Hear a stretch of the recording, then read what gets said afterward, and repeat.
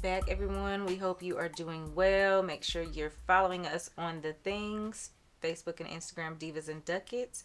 We're going to get into today's Diva Docket, which is pivoting and making career shifts, exploring options, and staying marketable out there. Mm-hmm. I know this year has been tough for a lot of folks.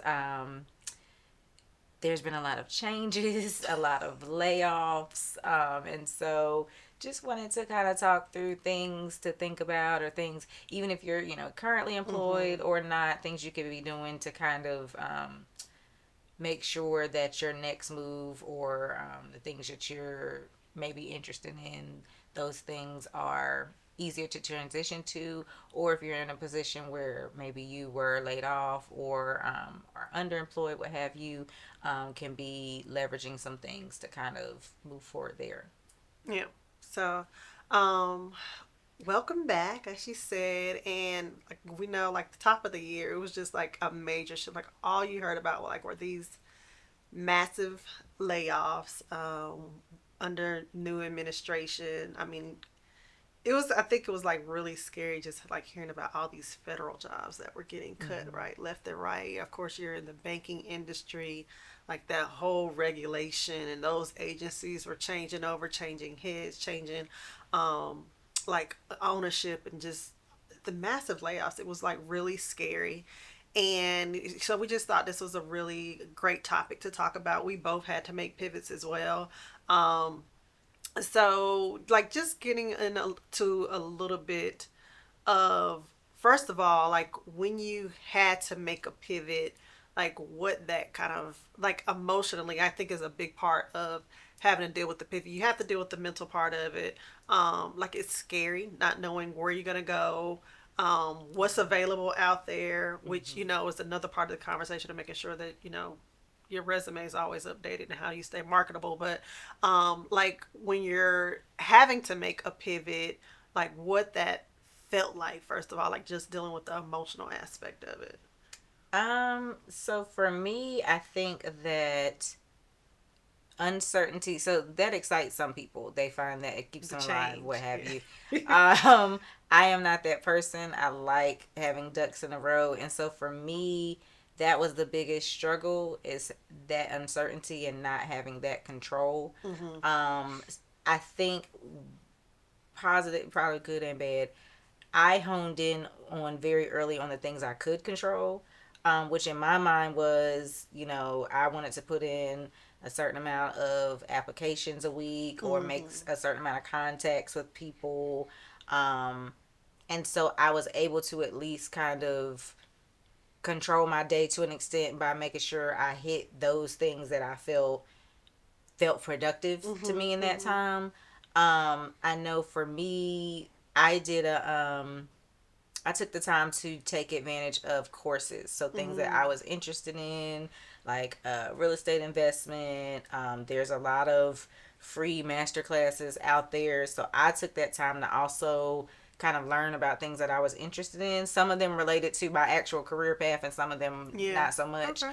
And so I really tried, after the initially like feeling my feelings and taking like a few days to just kind of be in that, I started trying to put some structure to my day. And so that would look like, putting in however many applications, or having, I call them like little coffee chats, in terms of maybe talking to Mm. people in your network who, maybe knew about things, or, sometimes could just bounce ideas off of, because sometimes there's, depending on your, like, the industry you're in or whatever, you might have a skill set that you don't really think transitions or transfers to something else. Mm. So That's sometimes good just talking information. to someone else, Mm-hmm. and getting ideas there. So I would, so like I said, sometimes have, a couple coffee chats throughout the week, doing my courses, of course, like stuff around the house. Like I was, like, okay, I'm gonna make this home orderly because I Mm-hmm. have the time.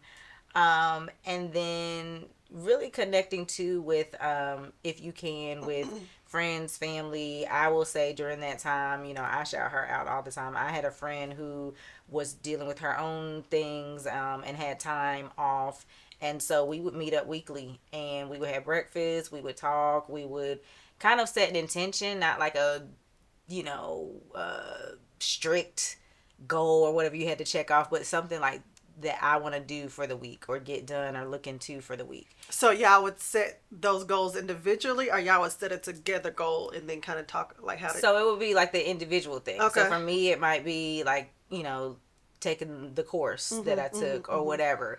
And so it was like, it was accountability, but it wasn't so strict of like, oh, somebody's going to come down on you if you don't do it Right, that right, week. right. Because some of it too is to your point. There's still that mental aspect of I'm going through this thing and I'm having to figure out life and something unexpected happened. So I think for me that was one of the biggest things mentally that kept me going is having something to look forward to. And so between, like I said, that weekly meeting, just doing my routine, that really for me was how I got through that period of uncertainty. And so, like when you say that you use the weekly meetings, I mean, I'm familiar, but for people that might need the tool set, Mm-hmm. when you're saying like you did the applications, like how did you categorize that or document that, or because it does give you like a sense of structure and purpose, if you Mm-hmm. know goals. Like how did you categorize that? So how did I keep up in terms of the Yeah, things like I how did apply? you? Yeah. So for me, I guess there's more than one way to do it. I just had an Excel sheet Okay. and I just would put, the company, the position, the date I applied, and I have a little column of like follow up or anything that happened. I now maybe just being millennial, I don't know. I have mixed feelings about AI. Mhm. I did use AI a little bit in terms of resume updating because when you think about it, if you're applying to 20 jobs a week, you're having to tailor that resume 20 times because honestly and kind of unfortunately, a lot of the recruiting databases and whatnot are kind of using AI They filter are. out They to are. filter out applicants. So it's like Mhm. unless you're using the optimal key terms and not lying on your resume, but just unless you're using the key terms that align with what they're looking for, you're not even getting a look Mhm. by a human. And so I did use like your chat GPTs to tailor my resume and Mhm. having that prompt of like, tailor my resume to this job description. But then I would read it to make sure it's like what I actually did because Cause you gotta answer to it in the sometimes interview. okay, and then sometimes ChatGPT would have you sounding like you did surgery and I Nuclear didn't do that. surgeon. So that was a thing for me that did help. I have mixed feelings about it just from the simple fact of like I don't feel like right now there's a lot of regulation to make sure that it's not abused. And then of course there's certain environmental things Mhm. to think about when it comes to responsible AI use. So I am still on the fence with the AI. Mhm. So I use it sparingly, but definitely for something like that. I don't just use AI to like Google search. Okay. That's Okay. just yeah. So how I guess it can be, going through the process can be very daunting for me. My transition was voluntary, um, so to speak, but it was definitely, in an environment where I no longer felt valued, and I was really, really stressed. Mm-hmm. So knew I had to get out of the environment, but that process is very long. Like my Mm-hmm. process started months before. I would say, I mean, a good 8 months. I think it would take from the time that I put in my first application, going through the process, and then getting the next role. Mm-hmm. So like in that, it can be very daunting. Like you said, realistically, like how many applications were you putting in a week?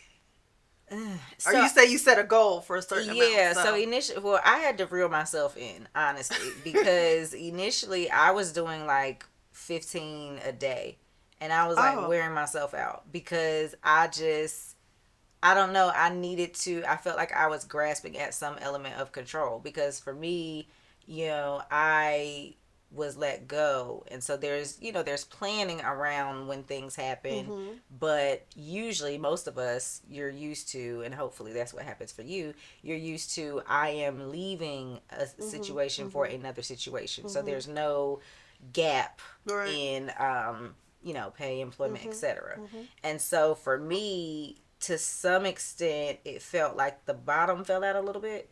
Um, and so I think for me, like at the time in the beginning, it was me like grasping at, okay, I can do this. I have control over how many I put in, and like feeling like I was doing as much as I could to find the next thing.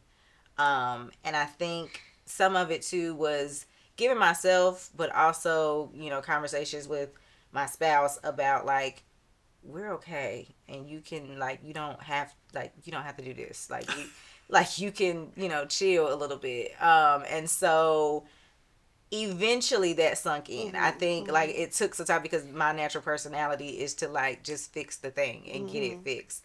And that's, I think, the biggest hurdle. If you're, whether it's voluntary or not, when you're looking for the next position, you have no control over when that comes.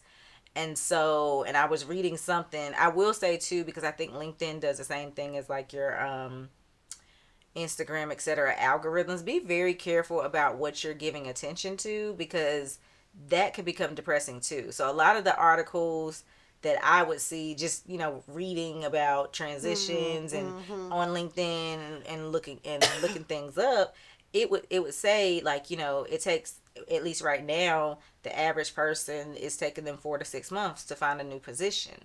And so in my mind, it was like, okay, but then you start seeing, it's like the minute you click on that, you start seeing these spirals about people have been looking for For years ye, and they yeah. haven't found anything, and they got all these reject, and that, I just, I feel like, especially if you're already in that space of looking for something, whether you're, just feeling like you're in a toxic situation, whatever it is, you don't need even more of that like seeping Mhm. in your spirit. So that for me was like, I had to figure out how to not pay attention to those, or almost like reset the algorithm, Yeah. because that, you don't need that in addition On to what you're top going of, yeah. through. So but I will say, I do think just in this economy, compared to 5-10 years ago, it is taking people longer. Mhm. And I will say, as much as you can, finding free classes and resources is helpful, because you can put all of that on your resume. Of course, like I said, even though I am very conservative in my use of AI is not going anywhere. So, like, anything you can do within your career path that grows your experience with AI is going to be, valuable.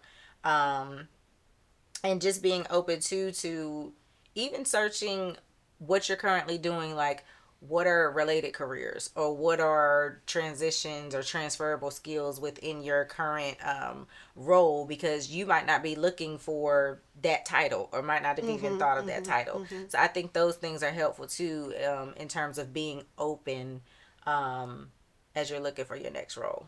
Yeah. I mean, I definitely agree. Especially with, like you said, what is coming in your algorithm. I And did you find your next role on LinkedIn? I actually Yours didn't. was through networking, right? So Yeah. I actually like just heard about it, and then I saw it. I went to the website and saw it, and it went from there. It took a few, because I do think some companies, like HR, I think there's a lot of backlog. So like I had applied probably a couple months before I interviewed. Wow. So that was a thing of kind of, and it helped with this. Would you say a couple of months before you interview, a couple of months before HR reached out to you, or a couple of months before your first actual interview? Like it took. Both, Wow. because Okay. when HR reached out, they were ready to schedule an interview. So it was like, they reached out. I think I interviewed that next week, and that whole So process. you had moved on, like you. Yeah, I Yeah. didn't hear. I mean, I didn't hear a no, but it was just like Wow. I didn't hear Okay. anything, so I kept That's going. yeah. That's But good. Like yeah, you said. so that's the thing too. A lot of, especially if you're looking like around the holidays, a lot of Mhm. times companies will, maybe put something out there September, October, November, but they're not like picking the ball back up until January. Yeah, that's true. So and just depending on, I don't know how the corporations do their books. Some of that might have something to do Hmm. with it in terms of It's like they have this hiring freeze period between like beginning of December to like mid January almost, and they're yeah. trying to either get a bunch of people in or just Mhm. holding until the beginning of the new year. Yeah. So So really, I will say, if just depending on where you are in the year, like fourth quarter can be slow. yeah. I do think things tend to pick up the most for hiring in Q1 and Q2. Hmm. Hmm. So hopefully that also gives you some perspective. The other thing that I would say take advantage of, if it's available within whatever industry you're in, is contracting. Hmm. They're still out there. They still have various opportunities. Um, some of them, I don't know benefits wise, like what that looks Yeah. like. But a lot of times contracting, it actually works out when you compare the salary. The hourly rate tends to pay actually more. So, just something to think about and take advantage of in the meantime. Um, but yeah, I definitely think as you're looking, if you can do contracts, or I don't know, they used to call it temp work, Hmm. whatever, Hmm. like those are avenues to at least help you, minimize that pressure and that financial burden. So let's move on a little bit to like the marketing aspect of it, network Mm-hmm. aspect of it, like how to keep yourself relevant per Mm-hmm. se. I know you said during your experience you did a lot of networking. As I got into my interview process, I definitely did a lot of networking. Everybody, we've talked about it before. Like I am, like interviewing is like my Achilles heel, Mm-hmm. and so to help with that, I always have like this panel. Lee's on that panel, and so I just bring in people and I literally sit down and make them help have me go through interviews.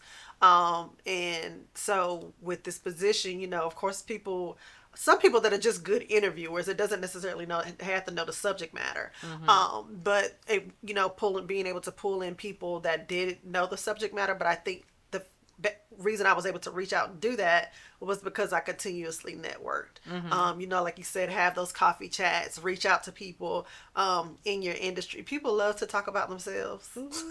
They love to talk about themselves, and They they really do. do like to share knowledge. We know, gating is a very real thing now. Mm-hmm. So I'm not saying all people, but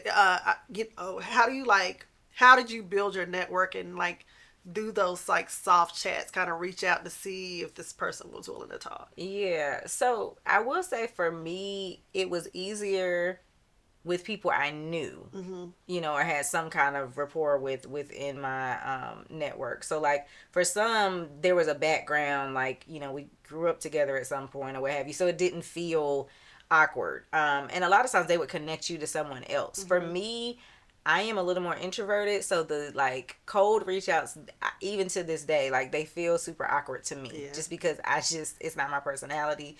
But I will say I'm better in the one on one. So I was never, not saying that there's no value to it, but I was never the girl that wanted to go to a networking event where there's a bunch of Mm-hmm. people, Mm-hmm. because it's like I'm gonna be Same. I mean, I'm gonna be on the edges because this is a lot.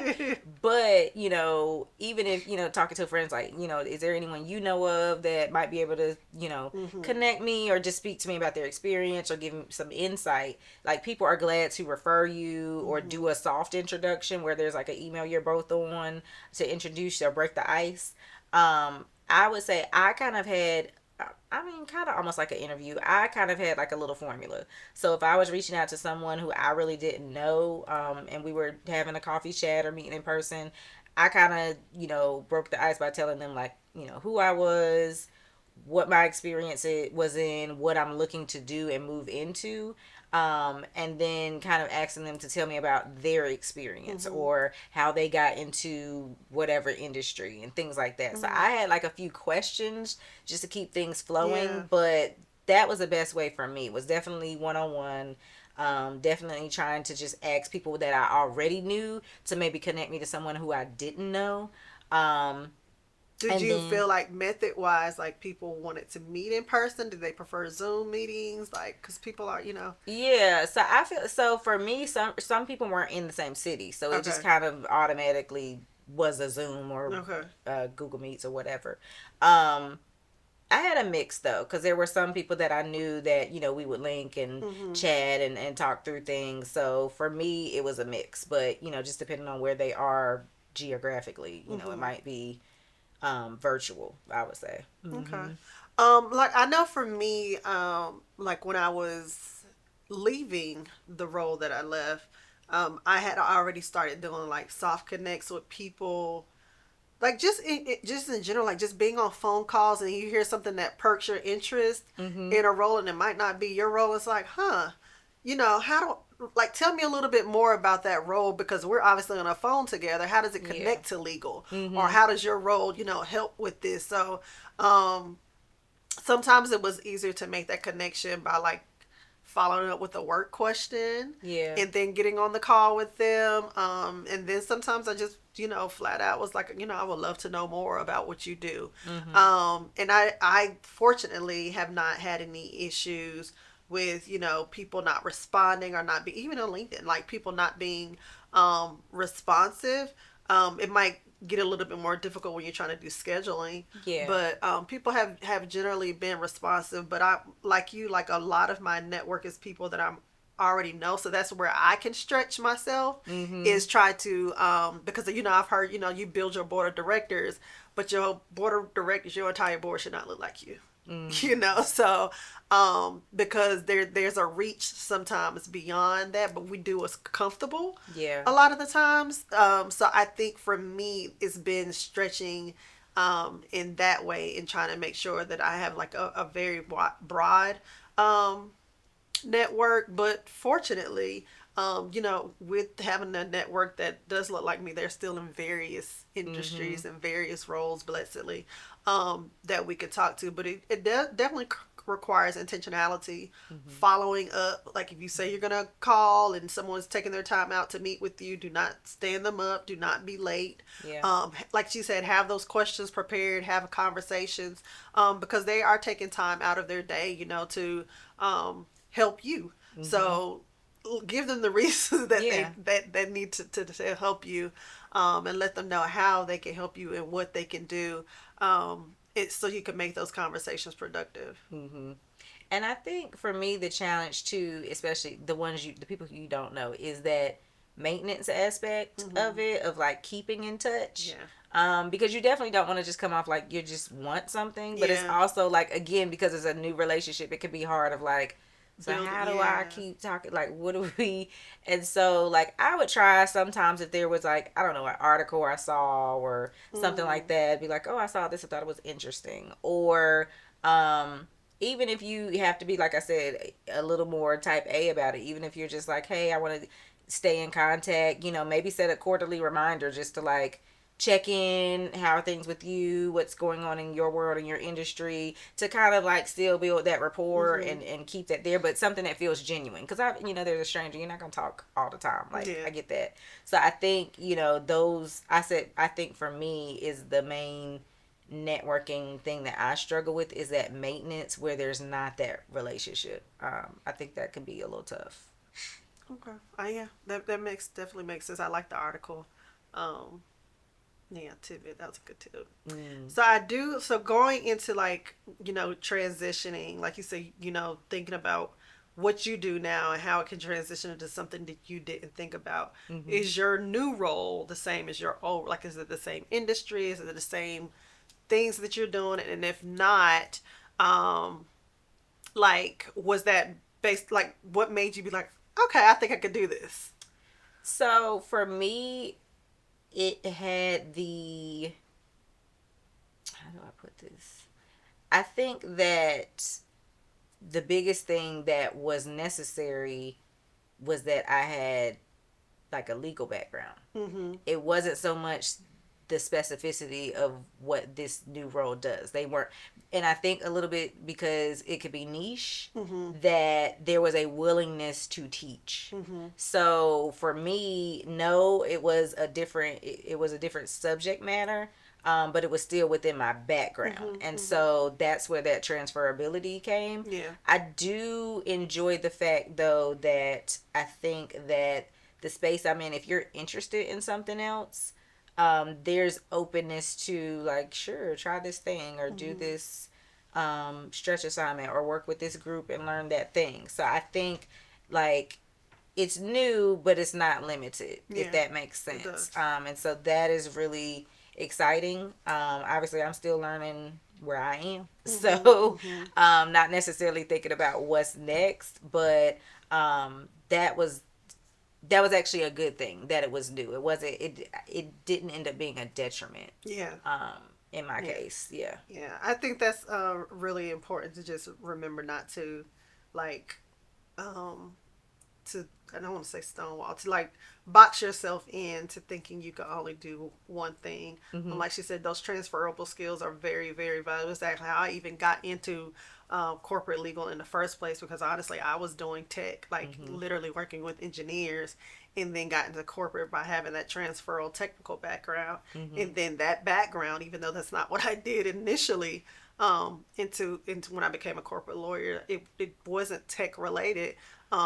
Again, that transferable skill, now I have legal, now I have tech, allowed me to get into my new role, Yeah. which was completely different from what I was doing in corporate law. Mm-hmm. So like just making sure you have those technical skills, like beefing up on them, like you said, doing certificates, um, courses that you can do, if there are free courses that you can do. Mm-hmm. YouTube University, is Yes. always really good. People are always teaching and giving out information.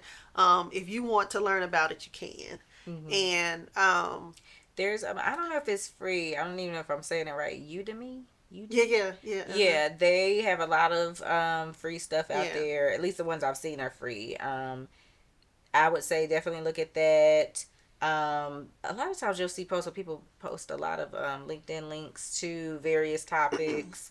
Now certifications you do have to pay for, yeah, so just kind of consider that when you're looking into it. But if you're in the financial position to do mm-hmm, it, and it's something that would help in your industry, like definitely go for it.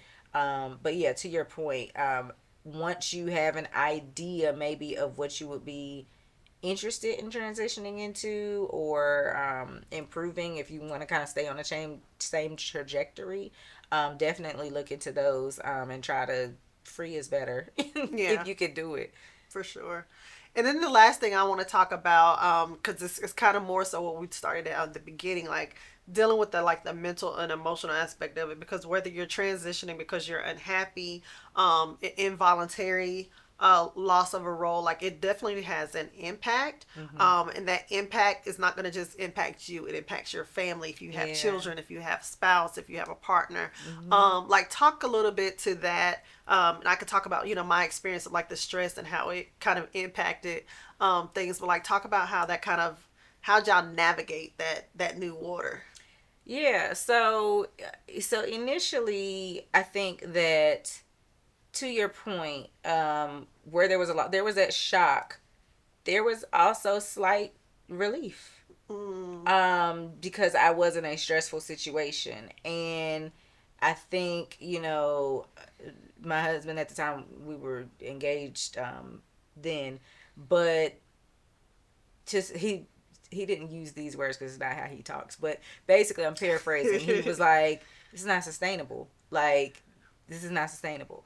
And so I don't know that I didn't at the time, wasn't mm, like going to the doctor or having like symptoms of anything, but I'm pretty sure on any given day my blood pressure might have been higher than whatever. mm, Never, like I said, never had issues, thankfully. um and I think for me, definitely one of my stress relievers, and still to this day, was like the gym. It is my space of like, with the one of very few times where my mind is actually clear, mm-hmm, and just focused on what I'm doing. And so that for me was a healthy coping mm-hmm, mechanism, mm-hmm, mm-hmm. to work out. And so, but I knew, whether it was voluntary, involuntary, that this wasn't the end for me. Mm-hmm. That Mm-hmm. there, Mm-hmm. that transitions needed to be made. Yeah. I think that the when I was in it, I guess there was also a conversation, because again, I initially starting out was very obsessive of like, I'm applying to this is what I'm doing. Like I was pushing myself because I didn't want to be a burden. Mm, And so for me, there was even having to have that talk of like, you're not, we've talked through the numbers, like it's fine. You can, even if you want to, if you find like, a little contract, if that's what you want to do, like cool, but like don't feel like you're a burden. And I think that sometimes people need to hear those things, Mm-hmm. because I think a lot of us, especially women, we're taught very early on to be self-sufficient. And so if you have a partner sometimes and you feel like financially you're not bringing something to the table, bringing home a check, just like men, protect and provide, I think women could feel like they are supposed to provide something financially too. Mm-hmm. So I think like that is what helped. But those conversations definitely had to happen, because yeah, I was. So did he feel a way about like you not wanting to lean? I don't know. I don't know if he felt slighted Okay. necessarily. I think that because we were both new to leaning on each other Yeah. generally. Yeah. You know what I mean? Yeah. The So whole yeah. yeah, so I don't know that he necessarily felt that way. I think he just saw me, um I don't want to say like beating myself up, but I think he just saw me doing too Like much. going real hard. Yeah, Going and it real was hard. just like Yeah. it's fine. Like, Yeah. and I don't know, maybe it would have been different if he just saw me like it came home every day and I'm just sitting on the couch in the same position. That might have been a whole different, you know what I mean? But I think he was like, "Oh, she's not that girl. Like, Yeah. okay, we need to step back. It's not okay." Yeah. So yeah. Yeah, and for me, like just going through it was still it was kind of very much the same conversation. Like this is not sustainable. Like you are not happy, and I did have physical reactions. I was having panic attacks, dealing Mm-hmm. with blood pressure issues, and it was just like crazy, like not getting rest because I'm working so many hours, not feeling value. Like it was very much um, a strain. He was super supportive. Mm-hmm. But it's the only much support you can do when I can't see you and I can't talk to you. It's like I remember my son was literally like, yeah, I come home and mom's in the office. I go to bed, mom's in the office, and it's just Mm-hmm. like I can't even see my kid. Yeah. Um, so would literally like I'm taking off to go to his sports, but I got a computer on my lap while Mm-hmm. so not really even being able to be Being there. present. Yeah, so but I mean he was supportive. So I will say like if you're in a partnership or a relationship, even if you have children, like be very honest about what you're going through. And then have those conversations, like let them know how they can support you. Maybe they can help support you and helping you, if your spouse has a resume writing skill set, they can take some of Mm-hmm. that off of you. They can help you search for jobs. They can set up their own little, Yeah. but just let them know like this is the way that you can help me, ease some of this burden and help me feel seen because you can feel very like alone in that moment. Mm-hmm. But if you act that way, like you are isolating people in your life. So hopefully we gave you some good tidbits. Like we definitely have been through it. Yeah. Our hope is not lost. Mm-mm. It is taking time. Like she said, it took her a few months. I think with she was in that 3 to 6 months. Mine Mm-hmm. took longer. It took 8 months, and I had a job. So it's like it was very daunting. Lots of applications. I used her. Yes. She's the one who actually told me about the Excel. And when I started tracking, I was like, I'm putting in a lot of applications. Mm-hmm. So your first 10, your first 15, your first 20, don't get discouraged. Month Yeah. 2, month 3 are passing. Do not get discouraged. Mm-hmm. It will happen. We are favored by God, but y'all are favored by God as well. And He hears you, and it will happen. I Mm-hmm. promise you, it will happen. Just do not give up on yourself. Keep being diligent. Mm-hmm. Work those networks. Yeah, that's what those are my would be my tips. Yeah, I would say take care of yourself. If you're not in therapy or have some Mm-hmm. kind of counseling, make sure you're tapping into that. A lot of them, if you're still employed, you can use EAP. If not, a lot of them work on sliding scales or can provide resources so that you can get the help you Yeah. need, and not break the bank. And I would also say, it's hard when you're in it, seeing the light at the end of the tunnel, but like use that time to, and again, not you have to still be frugal and responsible, but like use that time to still enjoy life as much as you can. This free Still, time you didn't have yeah, before. you do have, now you have this free time, and Yeah. like you're gonna miss it. And I remember a friend of mine was saying, like, outside of like a maternity leave, when are you really, or retirement, when are you really going to have this Two type to of three weeks. time? Yeah. And so try to, as much as possible, to enjoy that time and take advantage of it, to do the things that you're interested in, do the things that bring you peace, and just know on the other end, at the other end of the tunnel, you're being positioned for the right thing for you. Mm. So it's much better that it takes 4 months to find a role, and it's with a company that you feel good in, you enjoy the role, you feel valued, than to get something else immediately and be in the same mess. Mm-hmm. So Yep. just know that the process and that everything that you're doing, it works out for your good. I'll say that. Yes. So, y'all take care of yourselves. We love you all. Make sure you are following us on the things, Facebook and Instagram, Divas and Ducats. Divaadvice@gmail.com. That's DIVAADVICE at gmail.com.